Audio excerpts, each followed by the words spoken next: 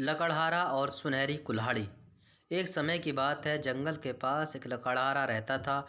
वो जंगल में लकड़ी इकट्ठा करता था और उन्हें पास के बाजार में बेचता था कुछ पैसों के लिए।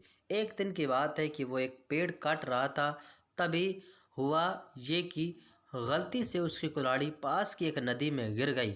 नदी बहुत ज़्यादा गहरी थी और वास्तव में तेज़ी से बह रही थी। उसने बहुत प्रयत्न किया अपनी कुल्हाड़ी को खोजने की, लेकिन उसे वो वहाँ नहीं मिली। अब उसे लगा कि उसने कुल्हाड़ी खो दी है। वहीं दुखी होकर वो नदी के किनारे बैठकर रोने लगा।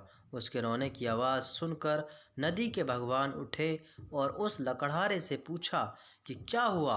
लकड़हारे ने उन्हें अपनी दुखद कहानी बताई।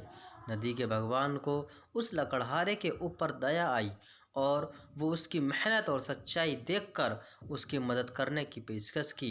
वो नदी में गायब हो गए और एक सुनहरी कुल्हाड़ी वापस लाए। लेकिन लकड़हारे ने कहा कि यह कुल्हाड़ी उसकी नहीं है। वो फिर से गायब हो गए और अब की बार उन्होंने चांदी की कुल्हाड़ी लेकर वापस आए।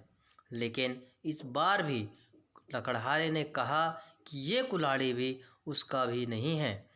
अब नदी के भगवान पानी में फिर से गायब हो गए और अब की बार वो एक लोहे की कुल्हाड़ी के साथ वापस आ गए।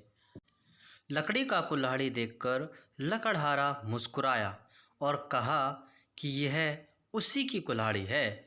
नदी के भगवान ने लकड़हारे की ईमानदारी से प्रभावित होकर उसे सोने और चांदी की दोनों कुल्हाड़ियाँ भेंट किया।